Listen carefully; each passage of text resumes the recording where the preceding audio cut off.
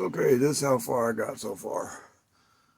This comes right up to the edge and goes all the way across.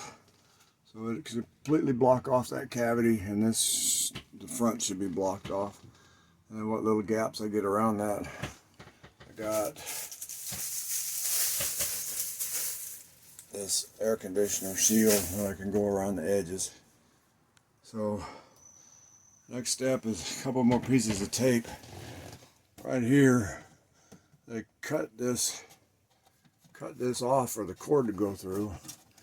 That's awful damn sharp. I think I'm gonna put a couple layers of duct tape or something on it, because the cord for the AC comes out right here at the bottom and it goes up and it plugs in right up here. So the trick is going to be, is the cord long enough to plug in without having to hold it in place. And I got to remember to take that piece of wood out before I start sticking it up there. And I get it all in there, and there should be a gap at the top, and I can either cut another piece of this foam or that air conditioning seal will fit around it. I should have the front of it pretty much isolated into the cabin, and the back half of it should be drawing its air out of that duct and blowing it back out that way. So anyway, that's where I'm at. I gotta put a couple more pieces of tape on this to hold it in place, because right now it's just kind of sitting in there. I don't want it to move when I throw the AC up in there. So that's where I'm at. Gonna go get the AC now and see about putting that in, see how it goes. So here was another little problem. The way that thing fits up there, I had to cut a hole in the top of that so the back of that cord could come in. It's not just a straight old cord, but it's still going to be blocked off even if there's a little air gets behind that. So plenty of room there. Got duct tape over it.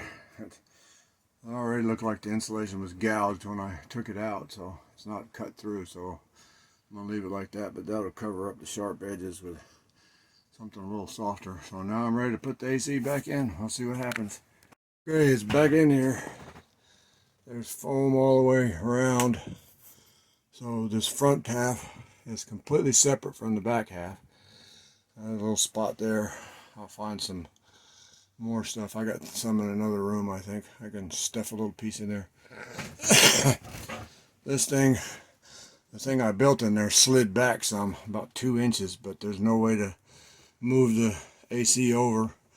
I got foam on this side, and it was tight, so it prevented me from moving over and get my fingers in there. So, but it's still up against the AC, so that this section is blocked off from the back except for the hole I had to cut for the cord.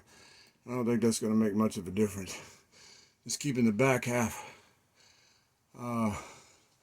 separate from the front should do the trick. Anyways, I'm going to go get one more little piece of foam to stuff in there, and then I'm going to plug it in and try it. It's definitely blowing out colder air than it was. I'm going to let it run for a little bit. I got it on max everything. It's 3 times colder than it was before, and it's just started, and it's only been running a minute or so. I just heard the compressor come on a little bit ago. That's definitely cooler air. You can see the thermometer is way the hell up here.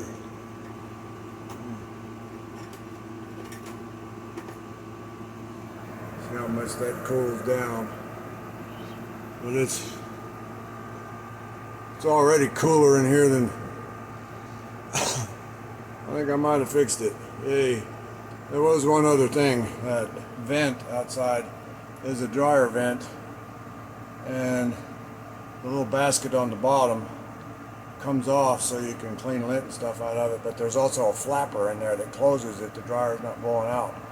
So I drilled a hole in it, put a screw in it to hold the flapper open, and you can take the screw out or just stick a rag in there to keep bugs and stuff from coming out when the AC's not in use.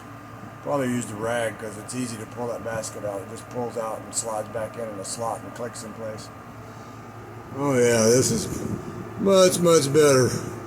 This thing runs for a little bit, and I do believe I'll be able to. Oh, that's actually getting.